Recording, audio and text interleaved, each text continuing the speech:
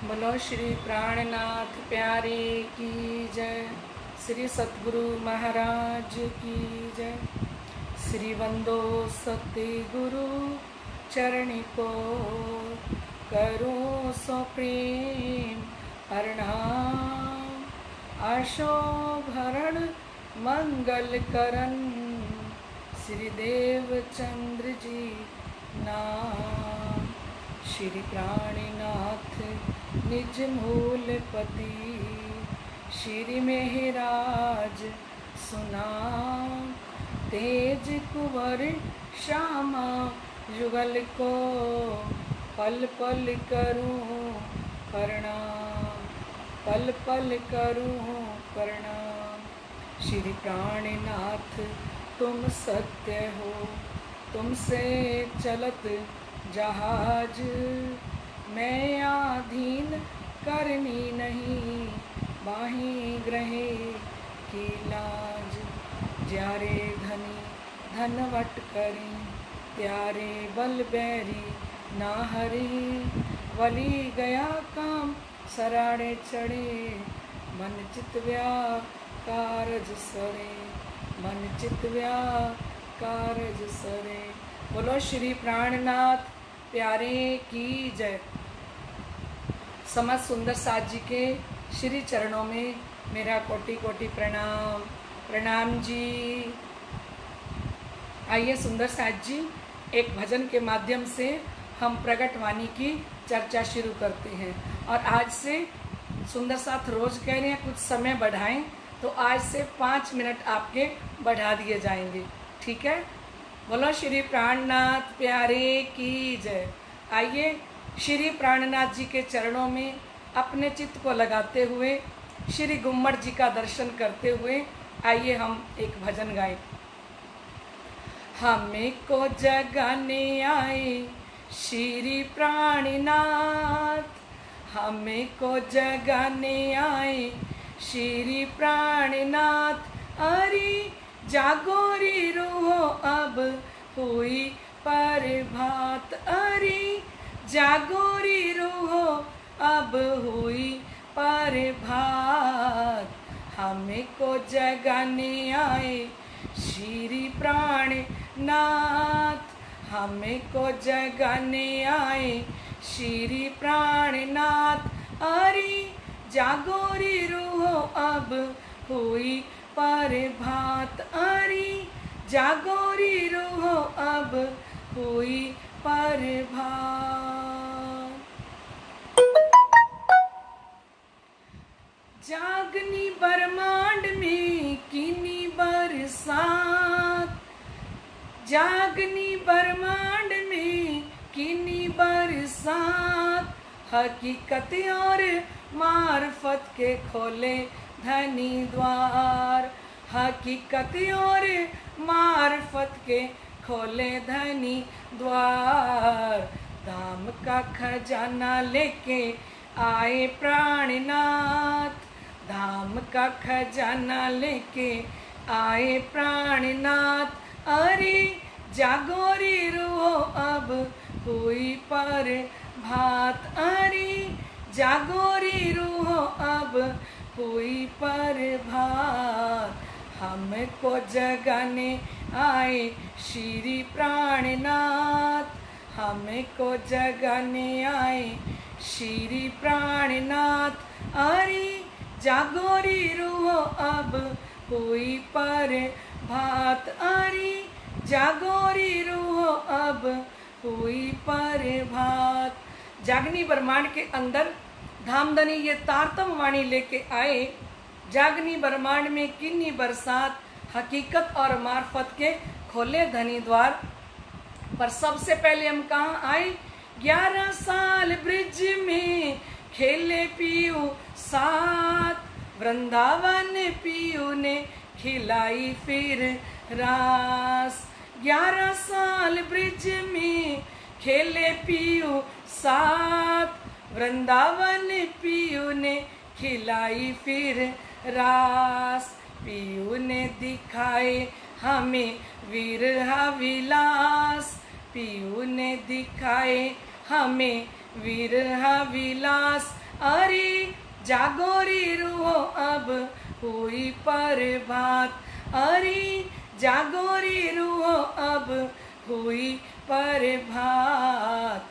हमको जगाने आए श्री प्राणनाथ, हमको जगाने आए श्री प्राणनाथ। अरे जागो रे रूहो अब हुई प्रभात, अरे जागो रे रूहो अब हुई प्रभात। बोलो श्री प्राणनाथ प्यारे की जय। श्री बाबा दयाराम साहिब आपकी सदा ही जय। श्री महाराज ज्वारदास साहिब आपकी सदा ही जय। श्री महाराज राम रतन दास साहिब आपकी सदा ही जय। समर सुंदर साथ जी आप उपस्थित हो चुके हो। आप समर सुंदर साथ जी के श्री चरणों में मेरा कोटि कोटि प्रणाम। आइए सुंदर साथ जी प्रगट वाणी की चर्चा प्रारंभ करते हैं। आप सभी सुंदर साथ जी के हृदय में विराजमान श्री राजश्यामा जी के चरणों में मेरा कोटि कोटि प्रणाम। ए बात धनी चित सो ल्याए, आदि नींद दई उड़ाए। आइए सुंदर साथ जी हम प्रगट वाणी की चर्चा सुन रहे हैं। कल हमने सुना था कि किस प्रकार मूल स्वरूप परम धाम के अंदर बैठे हुए विचार करते हैं कि अक्षर भगवान और सखियां तो कालमाया के ब्रह्मांड में बिल्कुल बेसुध हो गई हैं और उनको शुद्ध में लाने के लिए श्री राजी महाराज ने उनकी आदि नींद को उड़ा दिया। क्योंकि सुंदर साथ जी कालमाया का ब्रह्मांड ब्रिज का ब्रह्मांड है और हम सारी सखियां उस ब्रिज मंडल के अंदर थी जो गहरी नींद का ब्रह्मांड था। ठीक है, तो राजी महाराज ने विचार करके आदि नींद को उड़ाया। 11 बरस और 52 दिन ता पीछे पहुंचे वृंदावन। जब 11 साल और 52 दिन हो जाते हैं तो कल आपने सुना था किस प्रकार श्री कृष्ण जी बलराम जी को और कल्याण जी को घर भेज देते हैं। क्योंकि दोनों भाइयों ने कहा संध्या हो गई है, कन्हैया गैया मोड़ लो, तो उन्होंने कहा मैं बलराम जी के साथ आऊँगा। श्री कृष्ण जी ने बहाना बनाया और बलराम जी ने कहा घर चलो, तो कहा मैं कल्याण जी के पास साथ आऊँगा। तो लाडले सुंदर साथ जी इस समय कदम वृक्ष के ऊपर खड़े होके श्री कृष्ण जी ने बांसुरी बजानी शुरू करी और ऐसी बांसुरी बजी सुंदर साथ जी, भागवत के अंदर तो वर्णन आता है कि चलता हुआ चांद ठहर गया, बहती हुई जमुना ठहर गई। और जब बांसुरी बजी तो उस समय के अंदर तहाँ जाए के बेन बजाई, सखियां सबे लई बुलाई और कदम वृक्ष पे खड़े होके बेन बजाते हैं, बांसुरी बजाते हैं और बांसुरी बजाते हुए सारी सखियों को लगता है कि श्री कृष्ण हमें आवाज दे रहे हैं, मुझे बुला रहे हैं। राधा जी को लगा बांसुरी राधा जी पुकार रही हैं। ऐसे समस्त सखियों को लगा कि हमें श्री कृष्ण पुकार रहे हैं। तामसियां राजसियां चली, स्वांसियां शरीर छोड़ के मिली। अब जैसे ही बांसुरी बजी सुंदर साथ जी और तामसी सखियां, जो तामसी उनको कहते हैं जिनके अंदर भरपूर प्रेम धामधनी के लिए। यहाँ का तामस तो गुस्सा होता है, पर परम धाम का जो तामस है वो प्रेम से परिपूर्ण होता है। सुंदर साथ जी तामसी सखी के अंदर श्री इंद्रावती जी आती हैं, तो तामसिया सखी जो प्रेम से ओत प्रोत हुई और तामसी और राजसी सखी और राजसी सखियां जिनके हृदय में ये भाव है कि पति के पास जाएं तो कुछ श्रृंगार सज के जाएं। अब तामसिया सखियां तो दौड़ पड़ी, कोई सखी रास के अंदर आता है, कोई सखी अपने पति को भोजन करा रही थी तो वहीं पे छोड़ के चली गई, कोई सखी गाय का दूध निकाल रही थी तो घोड़ियों पड़ गए होतियां ताई, तो जिस बर्तन में वो दूध निकाल रही थी वो बर्तन दूध निकालने वाला गिर गया। कोई सखी बच्चे को नहला रही थी तो लोटे से नहला रही थी तो लोटा वहीं पटक दिया और भाग गई। ये तो तामसिया सखी भागी।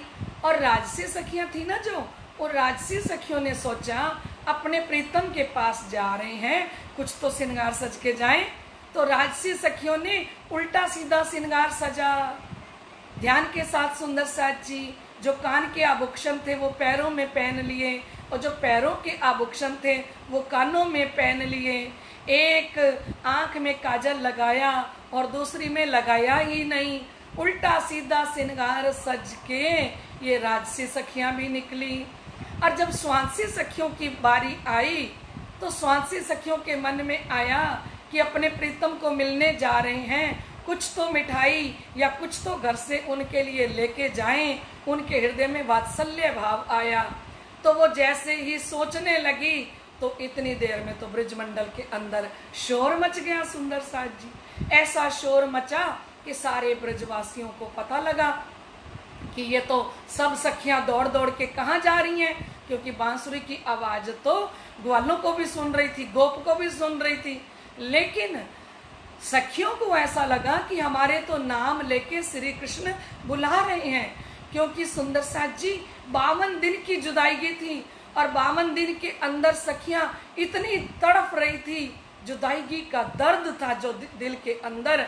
तो उस जुदाई के अंदर जब श्री कृष्ण बांसुरी बजा रहे हैं तो उस समय में सखियां दौड़ पड़ी। और जब स्वांसियां निकलने लगी तो उनके पति, उनके देवर, उनके ससुर ने देखा कि पहले भी इतनी सारी निकल गई और इनके निकलने का टाइम हुआ।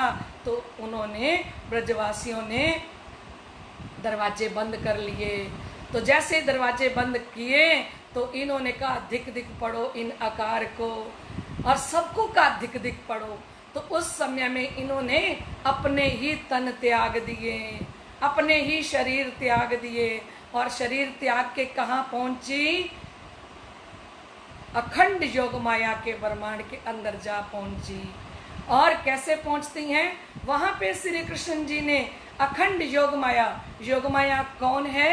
केवल ब्रह्म, केवल ब्रह्म है ना, जो अक्षर भगवान के बुद्धि के स्वरूप, उनकी पत्नी है केवल ब्रह्मणी। वो जो केवल ब्रह्म की पत्नी है, अर्धंगिनी उनकी, वहां पे ये महारास होता है। तो वो इतना सुंदर ब्रह्मांड सजा दिया गया और उस ब्रह्मांड के अंदर श्री कृष्ण पहुंच गए हैं और योग माया को आदेश दिया कि योग माया जाओ, मेरी सब सखियों को नए तन धारण करवा दो, और नए तन धारण करवा के उनको सुंदर श्रृंगार सजा के मेरे पास लेके आओ। तो लाडले सुंदर साथ जी भजन की एक लाइन में गाते हैं, रामत है, हम पन्ना जी में सुनते हैं। सखी एक समय श्री सांवरिया वृंदावन में, सभी अपना ध्यान वृंदावन के अंदर लेके चलिए। हम ही थे, क्योंकि जो दौड़ के गई वो सखियां कोई और नहीं थी, वो गोपियां कोई और नहीं थी, वो गोपियां हम ही थी। तो आइए मिलके गाइए मेरे साथ, आनंद लीजिए रास के अंदर पहुंचने का। सखी एक समय श्री सांवरिया वृंदावन में, उत्बाजत बेन रसाल हो वृंदावन में, उत्बाजत बेन रसाल हो वृंदावन में। सखी एक समय श्री सांवरिया वृंदावन में, सखी पहले निकसी तामसिया वृंदावन में, जिन छोड़ दिए घर बार हो वृंदावन में।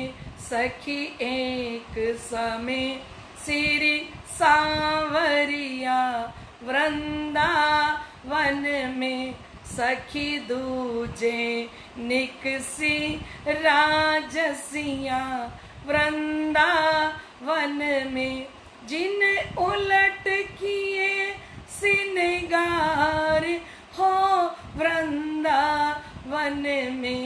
सखी एक समय श्री सांवरिया वृंदावन में। सखी तीजे निकसी स्वातसिया वृंदावन में, जिन छोड़ दिए आकार हो वृंदावन में, जिन छोड़ दिए आकार हो वृंदावन में। सखी एक समय श्री सांवरिया वृंदावन में। ये श्री 5 पद्मावतीपुरी धाम के अंदर जब गरबा गाया जाता है सुंदर साथ जी, तो आनंद की कोई सीमा ही नहीं होती। आपको पता है रास मंडल कितना सजा होता है, और वहाँ पे सभी धामी सुंदर साथ कितनी मस्ती में गरबा कर रहे होते हैं, तो लगता है हम वहीं पहुँच गए। तो सुंदर साथ जी ये रास का क्यों गाया, क्योंकि किस प्रकार से तामसी, राजसी और स्वांसी सखियां घरों से निकली, तो प्रगटवाणी के अंदर वर्णन आ रहा है कि तामसियां राजसियां चली, स्वांसियां शरीर छोड़ के मिली। इस प्रकार से तामसी, राजसी और स्वांसी सखियां गई, और जैसे सुंदर साथ जी वृंदावन के अंदर हम सब सखियां पहुंची, तो श्री कृष्ण जी आगे खड़े हैं। सुंदर योग माया का ब्रह्मांड, और उस योग माया के ब्रह्मांड के अंदर श्री कृष्ण जी का सुंदर स्वरूप सजा हुआ, और हम भी सारी सखियों को योग माया जी ने नए तन धारण कराया है। बिल्कुल नया तन, नई जमुना जी, नया सुंदर वृंदावन, क्योंकि अखंड वृंदावन इतना सुंदर सजा हुआ। और वहां श्री कृष्ण जी कदम वृक्ष से नीचे उतर के आते हैं, हाथ में बांसुरी है, और बांसुरी लेके जैसे नीचे उतरे ना, तो आके कहते हैं स्वागतम सखियों, स्वागतम, आपका स्वागत है वृंदावन के अंदर। वृंदावन देखने के लिए आई हो। तो सारी सखियां श्री राजी महाराज को, श्री कृष्ण जी को देखने लगी। तो श्री कृष्ण जी कहते हैं अच्छा, संध्या के समय घर छोड़ के, परिवार छोड़ के कैसे आ गई हो, वृंदावन देखने आई हो? चलो मैं आपको वृंदावन दिखाता हूँ। तो रास के अंदर, रास ग्रंथ के अंदर वृंदावन का प्रकरण पढ़ना, पूरा वृंदावन का एक एक डाली पत्ते, एक एक वृक्ष का, एक एक जड़ी बूटी का सारा वर्णन करके सुन दिखाया कि ये वृंदावन कैसा है। उसके बाद श्री राजी महाराज को, श्री कृष्ण जी के मन में आई बात कि रास खिलाने से पहले थोड़ी इनकी परीक्षा तो ले लूं कि इन सखियों के अंदर कहीं माया तो नहीं है, क्योंकि काल माया के ब्रह्मांड से आई हैं। कभी अभी तो पति, बच्चे, परिवार अंदर नहीं है, क्योंकि सुंदर साथ जी जब तक हमारे हृदय में ये घर, परिवार, संसार रहता है ना, तब तक हमें धाम धनी का रस नहीं आता। तो वो परीक्षा ले रही हैं सखियों की। आज भी जागनी ब्रह्मांड के अंदर अगर हम पाठ करने के लिए बैठें, ध्यान करने के लिए बैठें, वाणी पढ़ने के लिए बैठें, अगर हमारे दिल के अंदर, हृदय के अंदर ये संसार रहता है ना, तो हमारा चित्त कभी भी रस नहीं ले पाता। ध्यान के साथ सुनना। चित्त को, रास का मतलब क्या होता है? रसोमयी भई सह रास, जो रस का भंडार, रस से ओत प्रोत, वो रस को लेने के लिए हृदय पवित्र होना चाहिए। इतना पाक पवित्र हृदय। तो श्री राजी महाराज परीक्षा लेने लगे सखियों की कि सखियों तुम यहाँ क्यों आई हो? तुम तो कुलवधुआ नार हो। अब ये कौन से वचन दोहराएंगे? उथले वचन किसको कहा गया? जो श्री कृष्ण जी के जन्मदिन के उपलक्ष्य में हमें बुलाया गया था रास खेलने के लिए, और हमने जो शब्द उच्चारण किए थे, जो वचन हमने बोले थे कि हम पतिव्रता स्त्री हैं, हमारी मर्यादा है, और हमारा घर है, परिवार है, बच्चे हैं, ये सारे शब्द हमने जो बोले थे, उन्हीं शब्दों को श्री कृष्ण इस समय वृंदावन के अंदर उच्चारण कर रहे हैं। मतलब दूसरे तरीके से कहें तो रिपीट कर रहे हैं उन्हीं शब्दों को दोहराया जा रहा है। और जो दोहराने वाले शब्द हैं, उन्हीं शब्दों को वाणी में उथले वचन कहा गया। और ये उथले वचन श्री कृष्ण क्या कह रही हैं कि अरे सखियों, जो पतिव्रता स्त्री होती है ना, उसको आधी रात के समय, इस समय कभी भी घर को छोड़ के नहीं आना चाहिए। तुम तो पतिव्रता स्त्री हो, और पतिव्रता स्त्री का पति चाहे कितना ही गरीब क्यों ना हो, चाहे अंधा क्यों ना हो, और जन्म जन्म का कोई रोगी क्यों ना हो, कितना भी रोगी हो, जो पतिव्रता स्त्री होती है ना, वो कभी भी इस प्रकार के पति को भी छोड़ के नहीं आती। तुम कैसी पतिव्रता स्त्री हो? तुम संध्या के समय मैंने बांसुरी बजाई और तुम अपना घर परिवार बच्चे पति सबको छोड़ के आ गई हो। तो कुछ सखियां, स्वांसी सखियां, तो ये बात सुन के ही बेहोश हो गई, क्योंकि उन्होंने कहा वो ब्रह्मांड भी छोड़ा और अब इस ब्रह्मांड में भी धनी हमें कह रहे हैं घर चली जाओ, तो बेहोश हो गई। तो इस समय में सुंदर साथ जी क्या होता है, तामसी सखियों के अंदर श्री इंद्रावती जी, जिनका नाम, ध्यान से सुनना, जिनका नाम रास मंडल में मानिक दे है, वो खड़ी हैं अटल होके और एक एक बात वाला जी की सुन रही हैं। और वाला जी जब सारी बात कह चुके तो श्री इंद्रावती जी ने कहा आपका हो गया, अब हम बोल लें, है ना। तो श्री इंद्रावती जी ने कहा वाला जी, अभी आपने हमें वेद पुराणों का ज्ञान दे रहे थे आप, कि पतिव्रता स्त्री को अपने पति को कभी भी नहीं छोड़ना चाहिए, चाहे उनके अंदर कितने भी अवगुण हो तो भी छोड़ के नहीं आना चाहिए। तो यह हमारे वाला जी हमारी बात तो सुनिए, आपने कहा अवगुण पति न मुकिए तो गुणपति मुकिए केम। आपने कहा कितने भी अवगुण हो उसको नहीं छोड़ के आना चाहिए। तो ए मेरे वाला जी, आप तो गुणों के भंडार हो, आपको छोड़ के हम कहाँ जाएं। बोलो कृष्ण कन्हैया लाल की जय। आपको छोड़ के कहाँ जाएं। तो वाला जी मंद मंद मुस्कुराने लगे मानिक दे श्री इंद्रावती जी की बात सुन के। तो वाला जी को श्री इंद्रावती जी कहती हैं आपने बहुत सारा हमें ज्ञान सुनाया, ठीक है, अब मैं आपको एक एग्जाम्पल देती हूँ, आप बताओ क्या करना चाहिए। तो श्री इंद्रावती जी वाला जी को एक दृष्टांत देती हैं। क्या कहती हैं कि वाला जी, एक पति अपनी पत्नी को छोड़ के विदेश जा रहा था, तो पतिव्रता स्त्री थी वो। तो पतिव्रता स्त्री कहती हैं कि आप चले जाओगे, आपके बिना तो मैं पानी भी नहीं पीती, भोजन भी नहीं करती, तो आप चले जाओगे तो मेरा नियम टूट जाएगा, मैं कैसे भोजन ग्रहण करूंगी, कैसे पानी पीऊंगी। तो उस समय में उसके पति ने कहा मेरी फोटो रख के पूजा करना स्टार्ट कर देना, और जैसे ही पहले फोटो को भोग लगाना और फिर तुम भोजन ले लिया करना। तो अब इतने समय से वो वही कर रही थी कि फोटो को भोग लगाती थी और उसके बाद वो भोजन ग्रहण करती थी।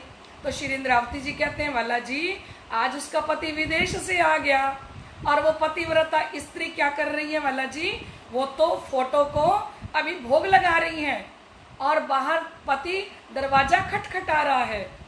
पति कह रहा है दरवाजा खोल।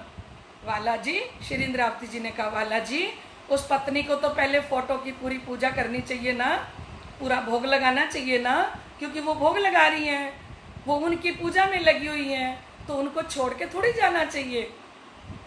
तो हमारे श्री कृष्ण मुस्कुराने लगे, मुस्कुराते हुए श्री इंद्रावती जी से कहने लगे कि अरे जब सच्चा पति आ गया है दरवाजे पे और वो दरवाजा खटखटा रहा है तो दौड़ के दरवाजा खोलना चाहिए, ना कि वो फोटो वाले पति को भोग लगाते रहना चाहिए। तो श्री इंद्रावती जी ने कहा वाला जी, आपने हमें वो फोटो वाले पति दिए हुए थे हमारे गोप, ठीक है, अब तक तो हम उनकी पूजा कर रहे थे, उनकी सेवा कर रहे थे।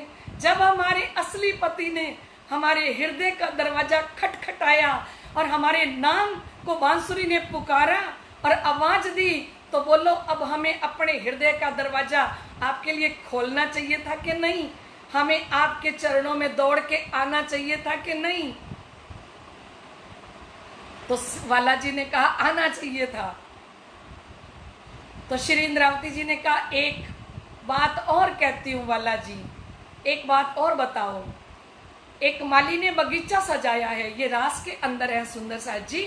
एक माली ने सुंदर बगीचा सजाया है, ठीक है। वो माली ने उस बगीचे की इतनी देख रेख की और वो फूलों से फल से बगीचा बिल्कुल भर गया। अब वाला जी आप बताओ, जिस माली ने उस बगीचे की इतनी देख रेख की है और उस बगीचे के अंदर फूल और फल खिल चुके हैं, तो इन फूल और फलों पे आप बताओ वाला जी, मालिक का हक है या माली का हक है? अब वाला जी, जिसने इतनी देख रेख की है उस बगीचे की, तो फल के ऊपर हक तो माली का होना चाहिए ना वाला जी। वाला जी ने कहा नहीं, मालिक का हक नहीं होना चाहिए, मालिक का हक होना चाहिए, क्योंकि उसको तो माली ने उस बगीचे की देखरेख के लिए रखा है, लेकिन बगीचा तो माली का है और माली को ही फल के ऊपर उन्हीं का ही हक होना चाहिए। फल के ऊपर हक सिर्फ माली का है। तो श्री इंद्रावती जी ने कहा वाला जी, हमारे इस शरीर के अंदर हमारी आत्मा रूपी जो फल है, ठीक है, इन पतियों ने हमारी देख रेख करी और इन पतियों के साथ हम रहे, पर जो फल का समय आया, हमारी जो आत्मा है, इस आत्मा रूपी फल के ऊपर हक किसका है? तो वाला जी बोले वो आत्मा तो मेरी है ना, तो आत्मा के ऊपर हक भी मेरा है। तो फिर वाला जी ने जब देखा कि कुछ सखियां बेहोश हो गई हैं, गिर गई हैं, जो सहन नहीं कर पाई, तो इस समय में वाला जी ने श्री इंद्रावती सखी जी को अपने गले से लगा लिया और बाकी सभी सखियों को उठा उठा के गले से लगाया और गले से लगा के वाला जी इस समय सब सखियों को महारास के लिए तैयार करते हैं कि आइयो आ जाओ सखियों, मैं आपके साथ महारास खेलता हूँ। तो महारास खेलने के समय सुंदर साथ जी सब सखियां, वो सखियां कोई और नहीं है, पहले तो आप अपना ईमान इतना पक्का रखें, अपना इश्क और ईमान इस दोनों चीजों को इतना पक्का रखें कि इस समय वाला जी के साथ बात कर रहे हैं तो हम ही कर रहे हैं, और वाला जी के साथ रास खेलेंगे तो हम ही खेलेंगे, क्योंकि ये खेल हम मांग के आए हैं परम धाम से। हमारे लिए ब्रिज मंडल की रचना की गई है, हमारे लिए ही रास की रचना की गई है, और वाला जी के साथ रास खेलने के लिए हम सब समस्त सखियां तैयार होती हैं। तो कहते हैं ये तामसी राजसी चली, स्वांसियां भी चली और कुमारिका ब्रजवधु संग जे, और कहते कुमारिका सखियां थी ना ब्रज मंडल के अंदर, वो भी इन सखियों के साथ रहती थी। सूरत सभी अक्षर की जे, अक्षर ने ये लीला देखने के लिए 24,000 सुरताएं धारण की थी। तो जो 24,000 सुरताएं धारण किए ना सुंदर साथ जी, वो कुमारिका सखी भी योग माया के ब्रह्मांड में पहुंच गई हैं, जो व्रत करके मिली संग श्याम। इन सखियों ने, कुमारिका सखियों ने कार्तिक के महीने में 4 बजे स्नान करके और हमें पति के रूप में श्री कृष्ण मिले, हमारे पति श्री कृष्ण ही हों, और ऐसा व्रत किया श्री कृष्ण जी को पति रूप में पाने का और रास खेलने का। तो इनकी इच्छा को पूर्ण करने के लिए धामधनी ने जब रास रचाई, तो ये जो व्रत करके मिली संश्याम, मूल अंग जाके नहीं धाम, इनके पर आत्म वाले तन महारास के अंदर नहीं है। तो ये सखियां कैसे चलती हैं? ये एक एक परम धाम की सखी के अंदर 2-2 ईश्वरी सृष्टि बैठ जाती हैं। 12,000 तो सुंदर साथ जी परम धाम की ब्रह्म सृष्टि है और 24,000 कुमारिका सखी हैं। तो एक सखी के अंदर 2-2 सखियों ने बैठ के इस महारास का आनंद लिया, और महारास खेलते खेलते इतना आनंद आ रहा है। अभी आज आप सारा दिन महारास में ही रहना, बाहर नहीं निकलना। अभी अपने ये बात, इस वाणी चर्चा को अभी चालू रखेंगे। सुरता को महारास के ब्रह्मांड के अंदर, केवल ब्रह्म के अंदर लगाए रखना, क्योंकि अक्षर की बुद्धि के अंदर ये महारास हो रहा है। बोलो श्री प्राणनाथ प्यारे की जय। अब हम अपने प्रश्नोत्तरी की तरफ चलते हैं सुंदर साथ जी।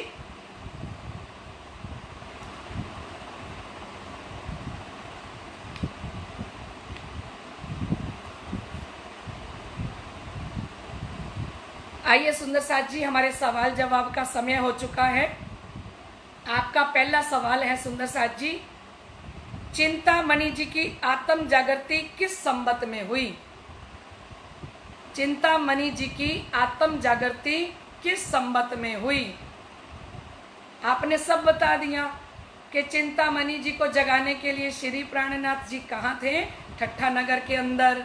आपने बताया कि चिंतामणि जी ठट्ठा नगर के अंदर रहते थे।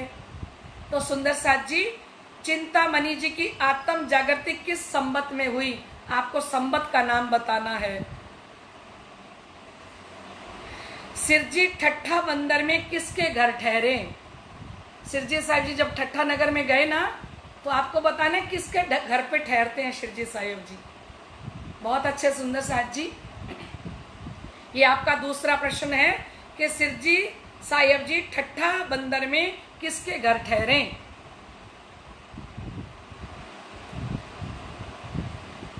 सिरजी को खंडनी सुनकर चिंतामणि क्या कहने लगे?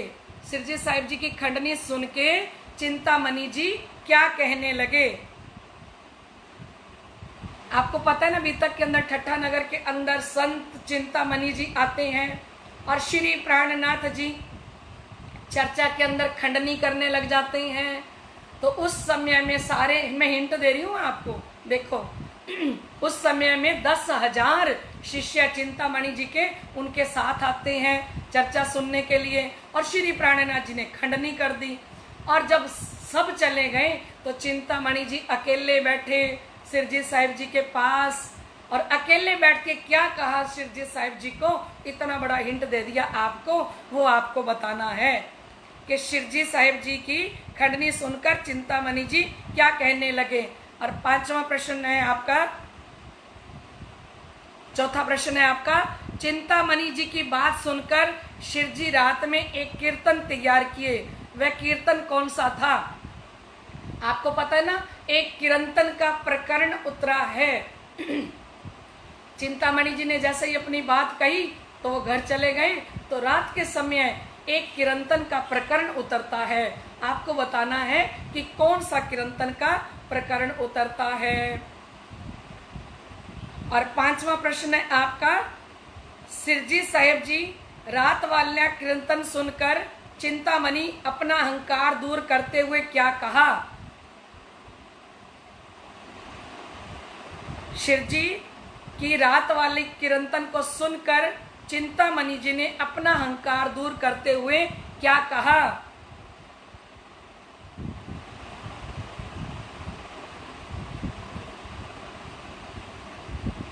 चलो आपको इसी के ऊपर एक लाइन सुना देती हूं तो आपको समझ में आ जाएगा।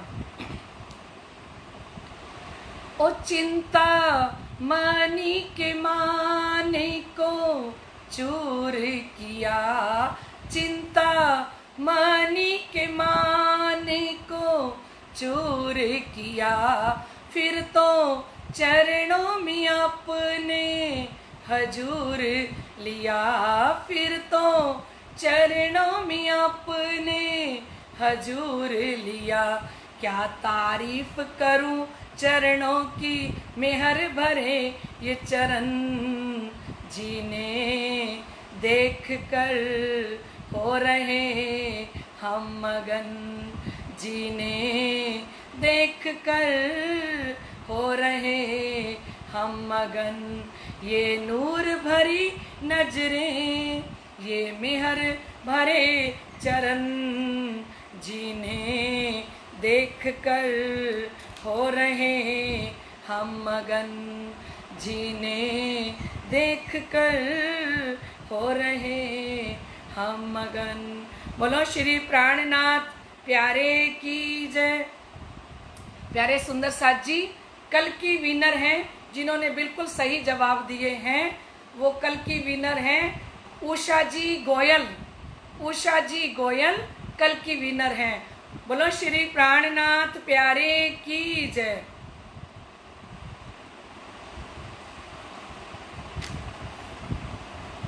कल के आपके प्रश्नों के उत्तर थे, पहला वृंदावन, दूसरा ठट्ठा नगर,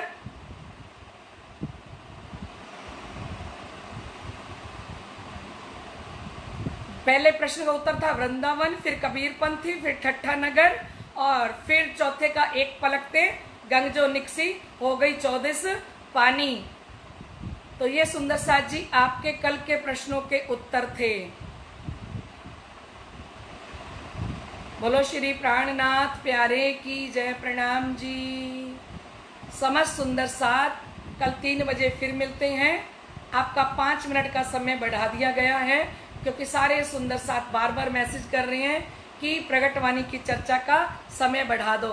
तो सुंदर साथ जी 5 मिनट आपके बढ़ा दिए गए हैं। समस्त सुंदर साथ जी के श्री चरणों में प्रणाम। प्रणाम जी।